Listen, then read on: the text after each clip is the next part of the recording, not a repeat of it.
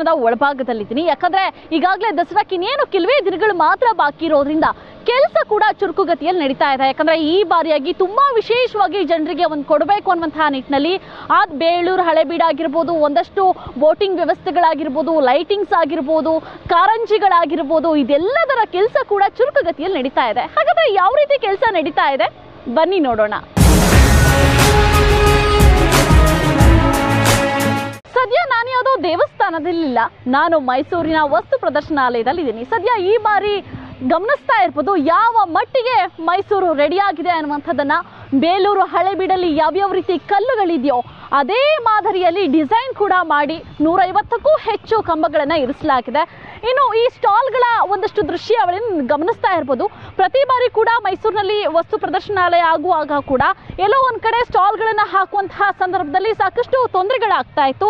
ಸಾಕಷ್ಟು ಜನ ಬರೋದಕ್ಕೂ ಕೂಡ ಭಯ ಪಡ್ತಾ ಇದ್ರು, ಅಯ್ಯೋ ಮಣ್ಣಿರುತ್ತೆ, ಗೊಚ್ಚೆ ಇರುತ್ತೆ, ಯಾಕೆ ಹೋಗೋದು ಅಂತ. ಆದರೆ ಈ ಬಾರಿ ಹಾಗಾಗಲ್ಲ. ಬೇಲೂರು ಹಳೆಬೀಡಿಗೆ ಹೋಗಿ ನೋಡುವಷ್ಟು ಖುಷಿಯಾಗುವಂತಹ ಪರಿ ಕೂಡ ಇಲ್ಲಿ ಕಾಣಿಸ್ತಾ ಇರುವಂಥದ್ದು. ಸದ್ಯ ಇನ್ನೇನು ದಸರಾಗೆ ಕೆಲವೇ ದಿನಗಳು ಬಾಕಿ ಇರೋದ್ರಿಂದ ಸಕಲ ಸಿದ್ಧತೆಗಳು ಕೂಡ ಆಗ್ತಾ ಇದೆ. ಅದೇ ರೀತಿಯಾಗಿ ಮುಂಭಾಗಕ್ಕೆ ಹೋಗ್ತಾ ಇದ್ರೆ ನಂದಿಯನ್ನ ಕೂಡ ಇಟ್ಟಿರುವಂಥದ್ದು. ಅಂದರೆ ಸಾಮಾನ್ಯವಾಗಿ ಬರೀ ಲಾಂಛನ ಇಟ್ಟರೆ ಸಾಕಾಗಲ್ಲ, ನಮ್ಮ ನಂದಿ ಕೂಡ ಇರಬೇಕು ಅನ್ನುವಂತಹ ನಿಟ್ಟಿನಲ್ಲಿ ನಂದಿಯನ್ನ ಕೂಡ ಇರಿಸುವಂತಹ ಪ್ರಯತ್ನವನ್ನ ಮಾಡಿದ್ದಾರೆ. ಆದರೆ ಈ ಬಾರಿ ನಿರಾಸೆ ಅಂತೂ ಇಲ್ವೇ ಇಲ್ಲ. ತುಂಬಾ ಹೈಟೆಕ್ ಆಗಿ, ಹೈಜೀನ್ ಆಗಿ, ತುಂಬಾ ಅಚ್ಚುಕಟ್ಟಾಗಿ ಈ ಬಾರಿ ಪ್ರದರ್ಶನಾಲಯ ಇರುವಂಥದ್ದು. ಈಗಾಗಲೇ ಸಕಲ ಸಿದ್ಧತೆಗಳು ಕೂಡ ನಡೀತಾ ಇದೆ, ಕೆಲಸ ಕೂಡ ಬರದಿಂದ ಸಾಗ್ತಾ ಇದೆ.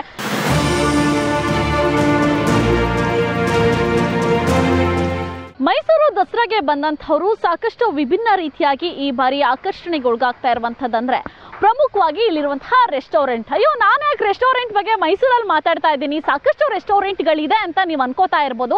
ಆದರೆ ನಾನು ಹೇಳ್ತಾ ಇರುವಂಥದ್ದು ಮೈಸೂರಿನ ವಸ್ತು ಪ್ರದರ್ಶನಾಲಯದ ಒಳಗೆ ಮಾಡಿರುವಂತಹ ರೆಸ್ಟೋರೆಂಟ್. ಸದ್ಯ ಗಮನಿಸ್ತಾ ಇರ್ಬೋದು ದೇವಸ್ಥಾನದ ಮಾದರಿಯಲ್ಲಿ ಈ ಬಾರಿ ರೆಸ್ಟೋರೆಂಟ್ ತಲೆ ಎತ್ತಿರುವಂಥದ್ದು. ಸಾಮಾನ್ಯವಾಗಿ ವಸ್ತು ಪ್ರದರ್ಶನಾಲಯಕ್ಕೆ ಬಂದಂಥವರು ಕಾರಂಜಿಗಳನ್ನು ನೋಡ್ಬೋದು, ಲೇಸರ್ ಲೈಟಿಂಗ್ಸನ್ನು ನೋಡ್ಬೋದು, ಜೊತೆಗೆ ಸುಸ್ತಾಗಿ ಸ್ಟಾಲ್ಗಳನ್ನು ಸುಸ್ತಾಗಿ ಫ್ಯಾಮಿಲಿ ಜೊತೆ ಏನಾದರೂ ಕೂತು ಟೈಮ್ ಸ್ಪೆಂಡ್ ಮಾಡಬೇಕು ಅಂತ ಅಂದವರಿಗೆ ಈ ಬಾರಿ ಗುಡ್ ನ್ಯೂಸ್ ಕೊಟ್ಟಿದೆ ಅಂತ ಹೇಳ್ಬೋದು. ಸದ್ಯ ಗಮನಿಸ್ತಾ ಇರ್ಬೋದು ರೆಸ್ಟೋರೆಂಟ್ ಅನ್ನು ಕೂಡ ದೇವಸ್ಥಾನದ ಮಾದರಿಯಲ್ಲಿ ಮಾಡಿದ್ದಾರೆ. ಇನ್ನುಳಿದಂತಹ ಅಷ್ಟು ಖಾಲಿ ಸ್ಪೇಸ್ ಏನಿದೆ ಅಷ್ಟು ಖಾಲಿ ಸ್ಪೇಸ್ ಅಲ್ಲಿ ಫ್ಯಾಮಿಲಿ ಅವರು ಬಂದು ಕೂತ್ಕೊಂಡು ಫ್ಯಾಮಿಲಿ ಟೈಮ್ ಅನ್ನ ಸ್ಪೆಂಡ್ ಮಾಡ್ಬೋದು. ಸದ್ಯ ಇದಕ್ಕೆ ಸಂಬಂಧಪಟ್ಟಂತಹ ಅಧ್ಯಕ್ಷರು ನನ್ನ ಜೊತೆ ಯಾಕಂದ್ರೆ ಸಾಕಷ್ಟು ವರ್ಷಗಳ ಕನಸು ಇದೇ ರೀತಿ ಇರಬೇಕು, ಒಂದಷ್ಟು ಮೈಸೂರಿಗೆ ಬರುವಂತಹ ಪ್ರವಾಸಿಗರಿಗೆ ಏನೋ ಒಂದು ಕೊಡುಗೆಯನ್ನು ಕೊಡಬೇಕು ಅನ್ನೋಂತಹ ನಿಟ್ಟಿನಲ್ಲಿ ಅದು ಕೂಡ ಸರ್ಕಾರದಿಂದ ಅನುದಾನವನ್ನು ತಂದು ಮಾಡೋದಿದೆಯಲ್ಲ, ನಿಜವಾಗ್ಲೂ great sir. First of all congratulation, ಈ ಮಟ್ಟಿಗೆ ಮಾಡಿದ್ದೀರಾ. ಜೊತೆಗೆ ನಮಗೆ ಖುಷಿ ಆಗ್ತಾ ಇದೆ. ಒಂದು ಕಡೆಯಾಗಿ ಬೇಲೂರು ಹಳೆಬೀಡು ಮಾದರಿಯ ಸ್ಟಾಲ್ಗಳು, ಕಂಬಗಳು, ಇನ್ನೊಂದು ಕಡೆಯಾಗಿ ಈ ಕಾರಂಜಿಗಳು. ಈ ಬಾರಿ ವಿಶೇಷತೆಗಳು ಏನಿರುತ್ತೆ ಸರ್? ಮೇಡಮ್, ಈ ಸತಿ ದಸರಾ 2025 ಈಗಾಗಲೇ ಸನ್ಮಾನ್ಯ ಈ ನಾಡಿನ ಮುಖ್ಯಮಂತ್ರಿಗಳು ವಿಜೃಂಭಣೆಯಿಂದ ದಸರಾ ಆಚರಿಸಬೇಕು ಅನ್ನೋದು ಘೋಷಣೆ ಮಾಡೋರೆ, ಆದೇಶನೂ ಎಲ್ಲರಿಗೂ ಕೊಟ್ಟವ್ರೆ.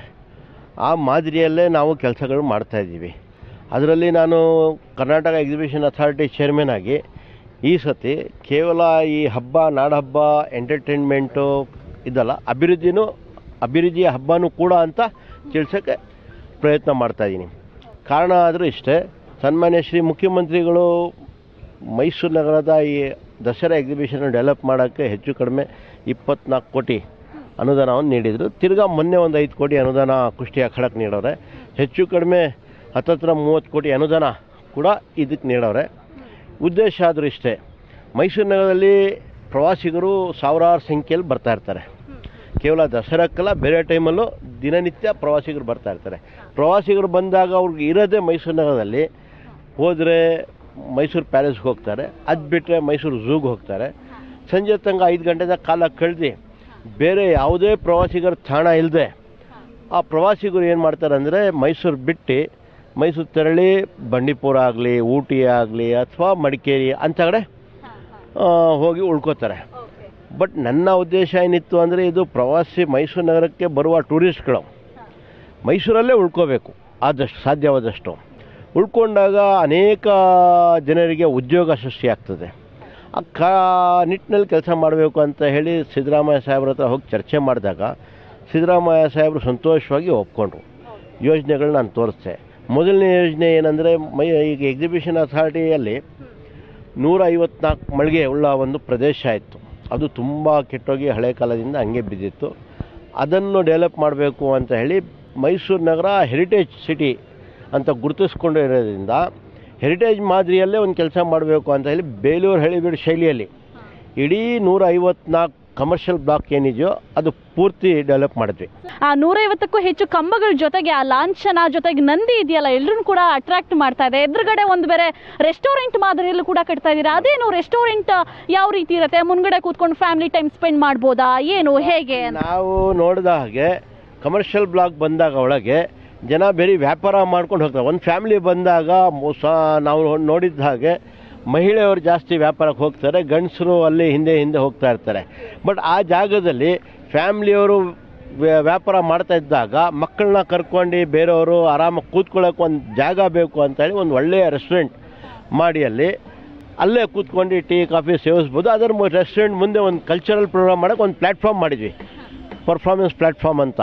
ಅಲ್ಲಿ ವೀಣೆ, ಭರತನಾಟ್ಯಂ ಅಂತ ನಮ್ಮ ಮೈಸೂರು ನಗರದ ಹಳೆ ಕಾಲದ, ನಮ್ಮ ರಾಜ್ಯದ, ನಮ್ಮ ನಾಡಿನ ಹಳೆ ಕಾಲದ ಪರಂಪರೆ ಜೊತೆಲಿ ಇಟ್ಕೊಂಡು ಇಂಥ ಒಂದು ಒಳ್ಳೆ ಕಾರ್ಯಕ್ರಮ, ಸಂಗೀತ ಕಾರ್ಯಕ್ರಮಗಳೆಲ್ಲ ಕೊಡಬೇಕು ಅಂತ ಇದು ಮಾಡಿದ್ವಿ.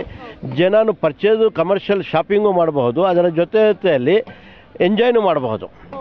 ಟಿಕೆಟ್ ಕಾಸ್ಟ್ಲಿ ಇರ್ಬೋದೇನೋ, ಮಕ್ಳಿಗೆ ಹೆಂಗಿರುತ್ತೆ ಅನ್ನುವಂಥ ಸಾಕಷ್ಟು ಕನ್ಫ್ಯೂಷನ್ಸ್ ಇರುತ್ತೆ. ಇದನ್ನು ಒಂದಷ್ಟು ಎಕ್ಸ್ಪ್ಲೈನ್ ಮಾಡ್ತಾ ಹೇಳ್ಬೋದಾ ನೀವು ಅಂತ? ಪ್ಯಾಲೇಸ್ ನೋಡೋಕ್ಕೆ ಹೋದಾಗ ಹೆಚ್ಚು ಕಡಿಮೆ 150-200 ರೂಪಾಯಿ ಟಿಕೆಟ್ ಶುಲ್ಕ ಕೊಡ್ತಾ ಇದ್ದೀವಿ. ರೈಟ್ ಸೈಡ್ ನಮ್ಮ ಮೃಗಾಲಯ ಇದೆ. ಮೃಗಾಲಯಕ್ಕೆ ಹೋದಾಗ 150 ರೂಪಾಯಿ, 100 ರೂಪಾಯಿ ದುಬಾರಿಯಾಗಿ ಟಿಕೆಟ್ ಕೊಟ್ಟು ಹೋಗ್ತಾ ಇದ್ವಿ. ಆದರೆ ವಸ್ತು ಪ್ರದರ್ಶನಕ್ಕೆ ಬರೋಕ್ಕೆ ಕೇವಲ 35 ರೂಪಾಯಿ ನಾವು ಮಡಗಿದ್ದೀವಿ. ಅದರ ಜೊತೆಯಲ್ಲಿ ಕಾರಂಜಿ ನೋಡೋಕ್ಕೆ ಬರೋಕ್ಕೂ ವಿಶೇಷವಾಗಿ ಏನು ಟಿಕೆಟ್ ತೊಗೊಳೋದು ಬೇಕಾಗಿಲ್ಲ, ಅವಶ್ಯಕತೆ ಇಲ್ಲ. ಒಳಗೆ ಬಂದ ತಕ್ಷಣ ಆ್ಯಸ್ ಯೂಶುವಲ್ ಏನು ತೊಗೋತಾರೋ ಟಿಕೆಟ್ ಅದೇ ತೊಗೊಂಡು ಬರ್ಬೋದು. ಈ ಕಾರಂಜಿ ಏನಿದೆಯೋ ಮ್ಯೂಸಿಕಲ್ ಫೌಂಟೇನ್ ಅಂತ ನಾವು ಕರಿತೀವಿ. ಮ್ಯೂಸಿಕಲ್ ಫೌಂಟೇನ್ ಅಂತ ಕರೆದು ಇದರ ಉದ್ದ ಹೆಚ್ಚು ಕಡಿಮೆ 470-80 ಮೀಟ್ರ್ ಇದೆ. ಬಹುಶಃ ನಾನು ಕೇಳಿದ ಮಟ್ಟಕ್ಕೆ ಇದು ಸೌತ್ ಇಂಡಿಯಾದಲ್ಲಿ ಲಾಂಗೆಸ್ಟ್ ಫೌಂಟೇನ್ ಅಂತ ಹೇಳ್ತಾ ಇದ್ದಾರೆ. ಅದರ ಜೊತೆಯಲ್ಲಿ ಇದು ಮ್ಯೂಸಿಕಲ್ ಫೌಂಟೇನ್ ಇರೋದ್ರಿಂದ ಅನೇಕ ಸಾರ್ವಜನಿಕರ ಹಾಗೂ ಪ್ರವಾಸಿಗರ ಗಮನವನ್ನು ಸೆಳೀತದೆ ಮತ್ತು ಅತಿ ಉತ್ತಮವಾಗಿ ನಡೀತದೆ. ಮತ್ತು ಇದರ ಈ ಮ್ಯೂಸಿಕಲ್ ಫೌಂಟೇನ್ ಪ್ರಾರಂಭ ನಾವು ನಾಡಗೀತೆಯಿಂದ ಪ್ರಾರಂಭ ಮಾಡ್ತೀವಿ. ಹಾಗೂ ಈ ಮ್ಯೂಸಿಕಲ್ ಫೌಂಟೇನನ್ನು ಮುಕ್ತಾಯ ರಾಷ್ಟ್ರಗೀತೆಯಿಂದ ಮಾಡಬೇಕು ಅಂತ ಒಂದು ಉದ್ದೇಶ ಇಟ್ಕೊಂಡು ನಾವು ಮಾಡ್ತಾಯಿದ್ವಿ. ಈ ಬೇಲೂರು ಹಳೆಬೀಡು ಮಾದರಿಯ ಒಂದಷ್ಟು ಶೈಲಿಗಳು, ಆ ಶಿಲ್ಪಕಲೆಗಳು, ಇನ್ನೊಂದು ಕಡೆಯಾಗಿ ಈ ಒಳಭಾಗದಲ್ಲಿ ನಂದಿ, ಇದೆಲ್ಲ ಐಡಿಯಾಗಳು ಹೇಗೆ? ಈಗ ನಮ್ಗೆ ಸಾಮಾನ್ಯವಾಗಿ ಇಂಥ ಐಡಿಯಾ ಬರೋಕ್ಕೆ ಚಾನ್ಸೇ ಇಲ್ಲ. ಬೇಲೂರು ಹಳೆಬೀಡು ನಮಗೆ ಹೆರಿಟೇಜ್ ಸೈಟ್, ಅದು ಕೂಡ ಇಲ್ಲಿ ತರಬಹುದು ಅನ್ನೋದು ಒಂದು ನನ್ನ ಕಾನ್ಸೆಪ್ಟ್ ಇತ್ತು. ಪ್ಲ್ಯಾನ್ ಮಾಡೋಕ್ಕಿಂತ ಮುಂಚೆ ಮೈಸೂರು ಸ್ಥಳೀಯವ್ರನ್ನ ಕರೆಸಿ, ಗಣ್ಯ ವ್ಯಕ್ತಿಗಳನ್ನ ಕರೆಸಿ ಚರ್ಚೆ ಮಾಡಿದೆ. ನಾನು ಈ ಥರ ಮಾಡಬೇಕು ಅಂತ ನನ್ನ ಆಸೆ ಇದೆ, ಇದರಲ್ಲಿ ಏನೇನು ಚೇಂಜಸ್ ಮಾಡಬೇಕಾ ಬೇಡವೋ ಅಂತ ಮಾಡಿದಾಗ ಅವರು ಸಲಹೆ ಸೂಚನೆಗಳು ಕೊಟ್ಟರು. ಅದೆಲ್ಲ ಜೊತೆಲಿ ಇಟ್ಕೊಂಡು ಕೆಲಸ ಮಾಡಿದ್ವಿ. ಈಗ ಸರ್ಕಾರದಿಂದ ಅನುದಾನವನ್ನು ತಗೊಂಡು ಬರ್ತೀವಲ್ಲ, ಅದು ನಿಜವಾಗ್ಲೂ ಕಷ್ಟದ ಕೆಲಸ. ಸಾಮಾನ್ಯರಿಗೆ ಎಷ್ಟೋ ವರ್ಷದಿಂದ ಪ್ರಯತ್ನ ಪಟ್ಟರು ಕೂಡ ಸರ್ ಯಾವುದೋ ಒಂದು ಫೈಲ್ ಕೇಳ್ತಾರೆ, ಇಲ್ಲಾಂದರೆ ಮಗದೊಂದು ಏನೋ ಒಂದು ಕೇಳ್ಕೊಂಡೇ ಬರ್ತಾ ಇರ್ತಾರೆ. ಬಟ್ ನೀವು 30 ಕೋಟಿ ಚಿಲ್ಲರೆ ಅಷ್ಟು ತಂದು ಮಾಡಿದಿರಲ್ಲ, ಹೇಗೆ ನಿಮಗೆ ಅಷ್ಟು ಅನುದಾನವನ್ನು, ಅಷ್ಟು CM ಒಟ್ಟಿಗೆ ಒಲವು ಇದೆಯಾ ನಿಮ್ಗೆ? ಇದಕ್ಕೆಲ್ಲ ಉತ್ತರ ನಮ್ಮ ಮುಖ್ಯಮಂತ್ರಿಗಳು ಸಿದ್ದರಾಮಯ್ಯ ಸಾಹೇಬರು. ಅವ್ರು ಇರೋ ತನಕ ಯಾವುದೇ ಕಷ್ಟ ಏನೂ ಇಲ್ಲ. ಸಾಕಷ್ಟು ಮಹಿಳೆಯರು ಇರ್ತಾರೆ, ಪುಟ್ಟ ಮಕ್ಕಳುಗಳಿರ್ತಾರೆ. ಒಂದಷ್ಟು ಹಾಲುಣಿಸುವ ಕೇಂದ್ರಗಳನ್ನ ಏನಾದರೂ ಮಾಡುವಂತಹ ಪ್ಲಾನ್ಸ್ ಇದೆ? ಯಾಕಂದರೆ ಅವ್ರಿಗೆ ಒಂದೊಂದು ಬೂತ್ಗಳಾಗಿರ್ಬೋದು, ಜೊತೆಗೆ ಒಳಗೆ ಬಂದಂಥವರಿಗೆ ಕುಡಿಯೋ ನೀರಿನ ವ್ಯವಸ್ಥೆ, ಯಾಕಂದರೆ ಇದೆಲ್ಲ ತುಂಬ ನೆಸೆಸಿಟಿ ಒಂದಷ್ಟು ಇರುವಂಥದ್ದು.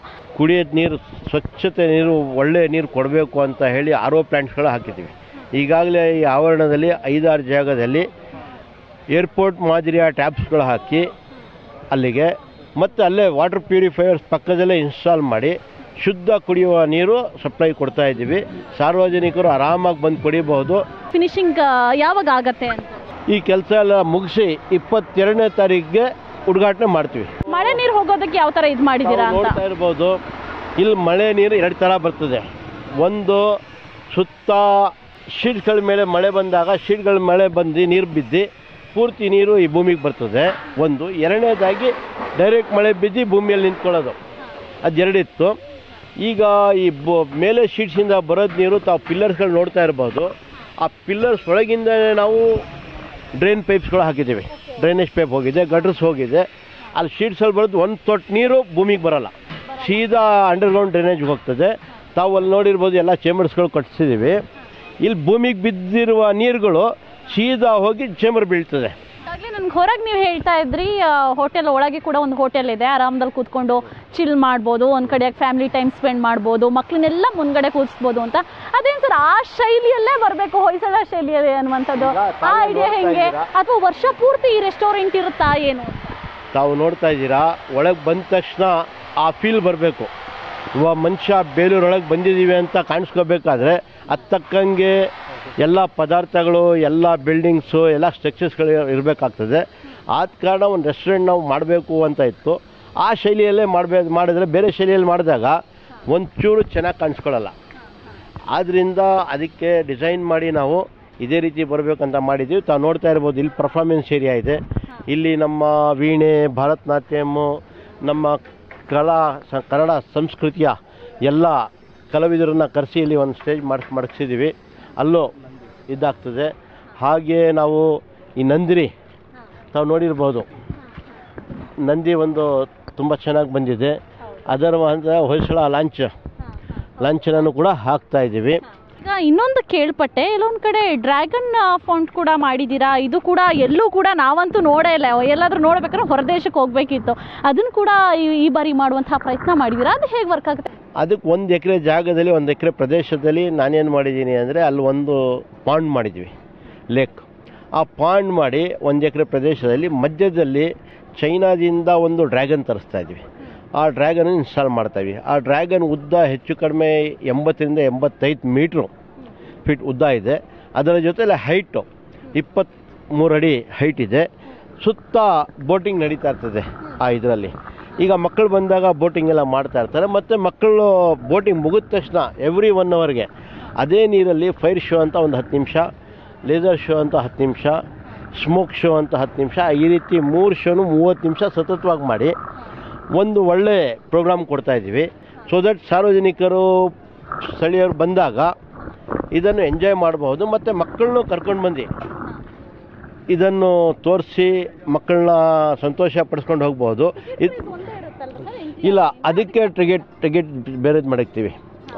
ಯಾಕಂದರೆ ಅಲ್ಲಿ ಫೈರ್ ಶೋ ಎಲ್ಲ ಮಾಡೋಕ್ಕೆ ಖರ್ಚಾಗ್ತದೆ. ಪ್ರತಿ ಶೋಗೆ ಕಲರ್ಫುಲ್ ಫೈರ್ಸ್ ಇರೋದ್ರಿಂದ ಖರ್ಚು ಜಾಸ್ತಿ ಇದೆ. ಬರೀ ಖರ್ಚು ಬಂದಂಗೆ, ಅದಕ್ಕೆ ಸಂಪಾದನೆ ಏನಿಲ್ಲ.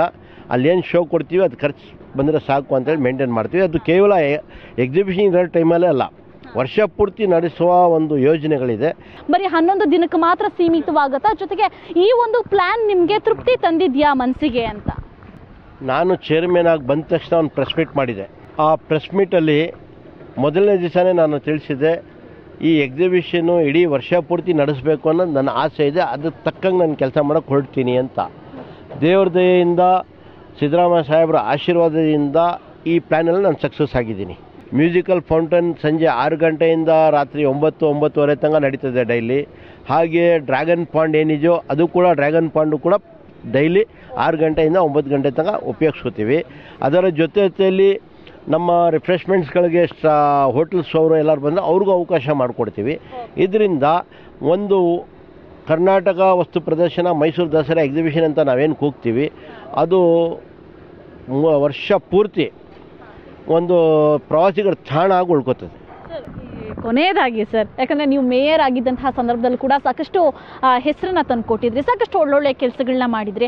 ಆಗಿಂದ ಕೂಡ ಇಲ್ಲಿವರೆಗೂ ಕೂಡ ಸರ್ಕಾರದ ಒಂದಷ್ಟು ಗಮನ ಸೆಳೆಯುವಲ್ಲಿ ನೀವು ಕೂಡ ಯಶಸ್ವಿಯಾಗಿದ್ದೀರಾ. ಇನ್ನೂ ಕೂಡ ಇದೇ ರೀತಿ ನಿಮ್ಮ ಪ್ರಯತ್ನ ಮುಂದುವರಿಯುತ್ತಾ? ಅದು ಒಂದು ಡೈನೋಸರ್ಸ್ ಪಾರ್ಕ್ ಆಗಿರ್ಬೋದು, mega life size fish aquarium ಆಗಿರ್ಬೋದು, ಇಂಥದ್ದು 2-3 ಪ್ರಾಜೆಕ್ಟ್ಗಳು ತರಬೇಕು ಅಂತ ಇದ್ದೀವಿ. ಸರ್ಕಾರ ಅವಕಾಶ ಮಾಡಿಕೊಟ್ರೆ ಖಂಡಿತವಾಗ್ಲೂ ಮುಂದಿನ ದಿನಗಳಲ್ಲಿ ಈ ಪ್ರಾಜೆಕ್ಟ್ ತರಕ್ಕೊಂದು ಪ್ರಯತ್ನ ಮಾಡ್ತೀನಿ. ಇದೇ 22ಕ್ಕೆ ಇದು ಕೂಡ ಇನಾಗ್ರೇಷನ್ ಆಗ್ತಾ ಇದೆ. ಯಾರು ಕೂಡ ಮಿಸ್ ಮಾಡ್ಕೋಬೇಡಿ. ದಸರಾ ನೋಡ್ಲಿಕ್ಕೆ ಬಂದಂಥವ್ರು ಇಲ್ಲೂ ಕೂಡ ಬಂದು ವಸ್ತು ಪ್ರದರ್ಶನಾಲಯ ಆಗಿರ್ಬೋದು, ಶಾಪಿಂಗ್ ಕಾಂಪ್ಲೆಕ್ಸ್ ಆಗಿರ್ಬೋದು, ಜೊತೆಗೆ ಹಂಪಿ ಮಾದರಿ ಆಗಿರ್ಬೋದು, ಒಳಗೇನೆ ರೆಸ್ಟೋರೆಂಟ್ ಇದೆ, ಅದನ್ನ ಎಲ್ಲವನ್ನು ಕೂಡ ನೋಡಿ ಎಂಜಾಯ್ ಮಾಡಲಿ ಅನ್ನೋದೇ ನಮ್ಮ ಆಶಯ. ಕ್ಯಾಮ್ರಾ ಪರ್ಸನ್ ಹರೀಶ್ ಜೊತೆ ವರ್ಷಿತಾ ತಾಕಿರಿ, ಪವರ್ ಟಿವಿ, ಬೆಂಗಳೂರು.